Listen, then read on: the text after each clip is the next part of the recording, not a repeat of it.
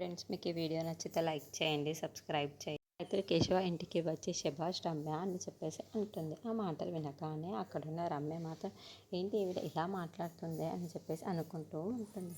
ఇంతలో అక్కడున్న మైత్రి మాత్రం నేను అభినందించడానికి ఇక్కడ వచ్చాను రమ్య, నీ భర్త మల్లిక కోసం కొరడా దెబ్బలు తిని ఇంటికి కాపలా ఉంటున్నాడు అని చెప్పేసి మల్లికను ఎలాగైనా సరే తప్పించాలని చెప్పేసి రాత్రికి రాత్రి తప్పించేసావు కదా రమ్య, నీలాంటి దాన్ని నేను ఎక్కడా చూడలేదు శభాష్ అని చెప్పేసి అంటుంది. ఎలాగైతే ఏంటి, ఆ పిల్లని తప్పించుకున్నావు కదా, అది చాలు అని చెప్పేసి అంటూ ఉంటుంది.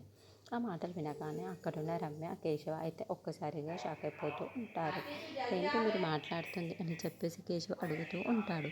ఆ మాటలు వినగానే అక్కడున్న మైత్రి మాత్రం అవును, నీ భార్యనే మల్లికని రాత్రి తప్పించింది, ఎలా తప్పించో కూడా నాకు అర్థం కావటం లేదు, కానీ శభాష్ రమ్య శభాష్ అని చెప్పేసి అంటూ ఉంటుంది. ఆ మాటలు వినగానే అక్కడున్న కేశవ అయితే ఒక్కసారిగా రమ్య వైపుకు చూసి చాలా కోపంగా చూస్తూ అది చూడగానే అక్కడున్న కేశవ మాత్రం నువ్వేం మాట్లాడు, మల్లిక నేను తప్పించడం ఏంటి అని చెప్పేసి అన్నట్టు ఉంటాడు. ఇంతలో అక్కడున్న మైత్రి మాత్రం చూసావా, ఏమి తెలియనట్టు ఎలా మాట్లాడుతున్నావో నువ్వు, అంతా చేసేసి అని చెప్పేసి అంటూ ఉంటుంది. ఇంతలో అక్కడున్న వాళ్ళ చిన్నత్తయ్య మాత్రం ఏంటి రమ్య, విడాకులు రద్దు అయ్యాయని చెప్పేసి ఆ పిల్లల్ని దూరం చేయాలి అని దూరం చేసావా ఏంటి నువ్వు అని చెప్పేసి అంటుంది. ఇంతలో అక్కడున్న రమ్య మాత్రం లేదు చిన్నత్త, నేను ఎందుకు అలా చేస్తాను అని చెప్పేసి అంటూ ఉంటుంది.